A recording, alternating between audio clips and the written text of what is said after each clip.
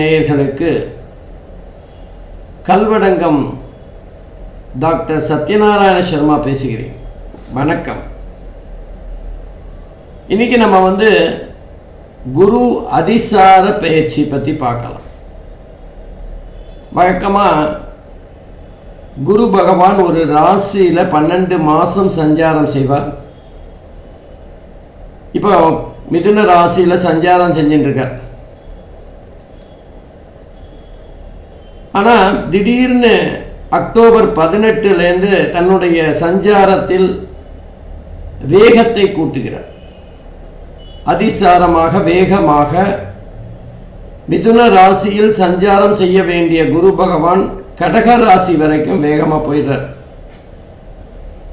December மாதம் 3ஆம் தேதி வரைக்கும் அந்த வேகம் அப்படியே அதிசாரமாக சாதாரணமாக போகிற வேகத்தை விட கொஞ்சம் அதிகமான வேகத்தோடு சென்று கடக ராசியை சஞ்சாரம் செய்கிறார். டிசம்பர் 3ஆம் தேதி திரும்பவும் தன்னுடைய பழைய நிலைக்கு வக்கர நிலையில் திரும்ப மிதுன ராசியை நோக்கி நகர்ந்து வருகிறார். இந்த 45 நாட்கள் குரு பகவானுடைய அந்த வேகமான சஞ்சாரம், அதற்கு பிறகு அந்த குரு பகவான் திரும்ப வருகின்ற போது வக்கர நிலையில் தருகின்ற பலன்கள், இதெல்லாம் எப்படி இருக்கும், ஒவ்வொரு ஜாதகத்துக்கும் மாறுபடும் அப்படிங்கிறது தான் நம்ம இப்போ பார்க்க போகிற பதிவு. 12 ராசிக்கும் தனித்தனியாக பார்க்க போகிறோம். பொதுவாக குரு பகவான் மிதுன ராசியிலேருந்து பார்க்குறப்போ குருவோட பார்வை கோடி நன்மையை தரும், எல்லா தோஷங்களையும் விளக்கும் அப்படின்னு சொல்லுவாங்க. அந்த வகையில் மிதுன ராசியிலேருந்து 5வது பார்வையாக துலாம் ராசியையும், 7வது பார்வையாக தனுசு ராசியையும், 9வது பார்வையாக கும்ப ராசியையும் பொதுவாக இந்த மிதுன ராசி சஞ்சாரத்தில் குரு பகவான் பார்ப்பார். ஆனால் இப்போ தான் அதிசாரமாக அவர் கடகராசிக்கு போயிடுறாரு. மிதுனத்திலேருந்து கடகராசிக்கு போகிறதுனால அந்த கடகராசியிலேருந்து 5வது இடமான விருச்சிகத்தை பார்க்குறார். 7வது ராசியான மகரத்தை பார்க்குறார். 9வது ராசியான மீனத்தை பார்க்குறார். அப்போ அந்த குருவோட பார்வை சற்று மாறுபடுகின்றது. குருவோட அந்த வேகமான அந்த நகர்வு அப்படிங்கிறது சற்று மாறுபட்ட பலன்களை தரும். இதுவரைக்கும் மிதுன ராசியிலேருந்து சஞ்சாரம் செய்து பலனை தந்து கொண்டிருந்த குரு பகவான் ஒரு 45 நாட்கள் கடகராசியிலேருந்து தன்னோட சஞ்சார பலன்களை தர இருக்கின்றார். இந்த மாறுதல்கள் எப்படிப்பட்ட பலனை 12 ராசிக்கும் தரும் அப்படிங்கிறதான் இப்போ நம்ம பார்க்க போகிறோம். வாங்க ஒவ்வொரு ராசியாக பார்க்கலாம். அன்பிற்கினிய விருச்சிக ராசி அன்பர்களே, குரு அதிசார பயிற்சி 2025 எப்படிப்பட்ட பலன்களை விருச்சிக ராசிக்கு தரப்போகிறது அப்படின்னு தான் பார்க்க போகிறோம். விருச்சிக ராசியை பொறுத்தவரை குரு பகவான் 8வது வீட்டிலேருந்து 9வது வீட்டுக்கு மாறி பலன்களை தரப்போகிறார். இதுவரைக்கும் 8வது வீட்டு அஷ்டமஸ்தானத்தில் குரு பகவான் உட்கார்ந்துருந்தார். ஒரு விதமாக நமக்கு பண கஷ்டத்தையும் எதிர்பாராத செலவுகளையும் தந்து கொண்டிருந்தார். இப்போ 9வது வீட்டில் சஞ்சாரம் செய்து பலன்களை தர இருக்கின்றார். இது ஒரு வகையில் விருச்சிக ராசியை பொறுத்தவரை யோகம் அப்படின்னு தான் சொல்லணும். ஏன்னா குரு பகவான் ஒரு ராசியில் ஒரு வருஷம் சஞ்சாரம் செய்வார். அதில் 45 நாட்கள் அவர் அதிசாரமாக அடுத்த வருஷம் தர வேண்டிய பலன்களை தரப்போகிறார். அதுவும் அதிகமான செலவுகளை தந்து கொண்டிருந்த இடத்துலேருந்து ஒரு யோகமான இடத்துக்கு, பாக்யஸ்தானத்துக்கு வரார். அப்போ குரு பகவான் அந்த அதிசார பயிற்சி எப்படிப்பட்ட பலன்களை விருச்சிக ராசிக்கு தர்றது அப்படிங்கிறது, 9வது இடமான பாக்யஸ்தானத்தில் குரு இருக்கிறதுனால இஷ்ட தெய்வம் வழிபடுகின்ற ஒரு வாய்ப்பு இருக்கும். தந்தை பித்திருக்கள் சம்பந்தமாக உங்களுக்கு ஒரு நல்ல எண்ணங்கள் ஏற்படும். தொழில் மற்றும் வேலையில் ஏதாவது ஒரு மாற்றம் இருக்கின்ற வாய்ப்புகளும் இருக்குது.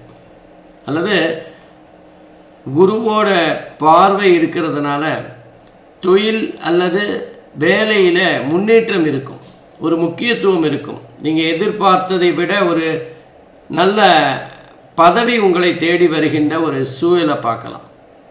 இன்னும் சொல்லப்போனால் தொழில் செய்கின்றவர்களுக்கு ஒரு திருப்பு முனையாக இந்த 45 நாட்கள் இருக்கும். அவங்க வாழ்க்கையில் முன்னேற போகிறாங்க, அவங்க தொழிலில் சிறப்பாக வரப்போகிறாங்கன்னா இந்த 45 நாட்கள் அதுக்கு முன்னோட்டமாக இருக்கும். அதே மாதிரி தந்தை சம்பந்தமாக சில முடிவுகளை எடுக்கின்ற ஒரு காலகட்டமாக இருக்கும். அதுக்கு அடுத்தது பார்த்திங்கன்னா குருவோட பார்வை அப்படிங்கிறது 1, 3, 5 ஆகிய இடங்களில் வேறுது. 1ங்கிறது ஜாதகரை பற்றி சொல்லுகின்ற இடம், அதாவது ஜாதகருடைய எண்ணம், செயல்பாடு, சிந்தனை இதெல்லாம் சொல்லக்கூடியது. அப்போது குரு பகவான் அந்த இடத்துல லக்னத்தில் விருச்சிக ராசியில் வேறுறதுனால ஜாதகர் ஏதாவது சிந்தனைகள் செய்து புதிய முயற்சிகளை செய்கின்ற ஒரு காலகட்டமாக இருக்கும்.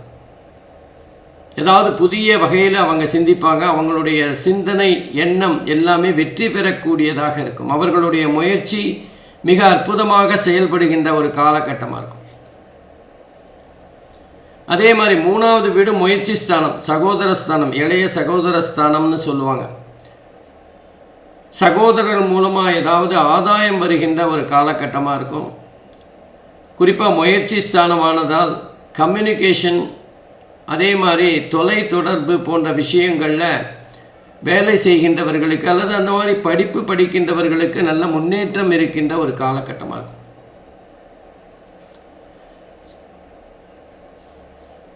வெளிநாடு சென்று வருகின்ற ஒரு வாய்ப்பும் கிடைக்கும். மக்கள் தொடர்பு, இது வரைக்கும் நம்ம ஒரு ஐடியலாக அல்லது கொஞ்சம் அலூஃபாக இருந்தோம், எல்லார்கிட்டேருந்தும் விலகி இருந்தோம்னா திடீர்னு எல்லாருடன் மிங்கிள் ஆகிற மாதிரி அவங்களோட சேர்ந்து சமூகத்தோடு ஒத்து போகிற ஒரு சூழ்நிலை ஏற்படும். அதே மாதிரி இந்த காலகட்டத்தில் 3வது வீட்டை குரு பார்க்கறதுனால ஜாதகருக்கு இருந்த தைராய்டு, காது, தோள்பட்டை, கை கால்கள் இவைகளில் இருந்த ஏதாவது பிரச்சனைகள் தீரக்கூடிய காலகட்டமாக இருக்கும். ஏதாவது ஒரு வகையில் சிகிச்சை முறையிலையோ அல்லது எக்ஸசைஸ் பண்ணுறது, உடற்பயிற்சி மூலமாகவோ அவர்களுக்கு இருந்த சில குறைபாடுகள் அல்லது ஆரோக்கிய குறைபாடுகள் முற்றிலுமாக நீங்குகின்ற ஒரு சூழ்நிலை ஏற்படும். அதே மாதிரி 5வது வீட்டை குரு பார்க்குறார். அதுவும் கூட ஒரு விதத்தில் மிக சிறப்பான இடம் தான் சொல்லணும். ஏன்னா மனசு சம்பந்தமான விஷயங்களை சொல்லக்கூடிய இடம், குழந்தைகள் பற்றி சொல்லுகின்ற இடம், பூர்வ புண்ணியத்தை பற்றி சொல்லுகின்ற இடம், குலதெய்வத்தை பற்றி சொல்லுகின்ற இடம் அது.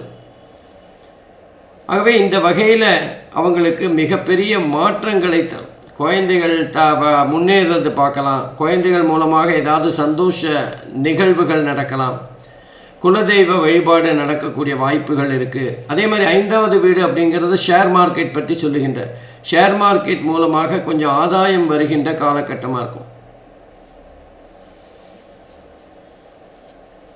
அதே நேரத்தில் விருச்சிக ராசி அன்பர்கள் யாராவது காதலில் இருந்தால் அந்த காதல் திருமணத்தை நோக்கி நகருகின்ற ஒரு சூழ்நிலை இருக்கும். திருமணம் ஆகாதவங்களுக்கு திருமணம் ஆகக்கூடிய காலகட்டமாக இது இருக்கும்.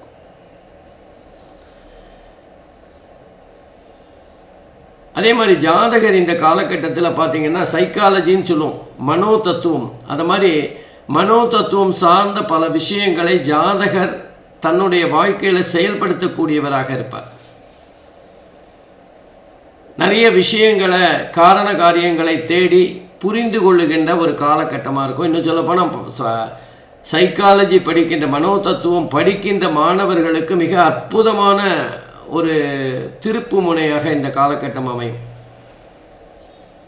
மொத்தத்தில் விருச்சிக ராசியை பொறுத்தவரை குருவோட பார்வை மிக அற்புதமாக இருக்கின்ற காரணத்தினால் மிக சிறப்பான பலன்கள் அவர்களுக்கு கிடைக்கும்.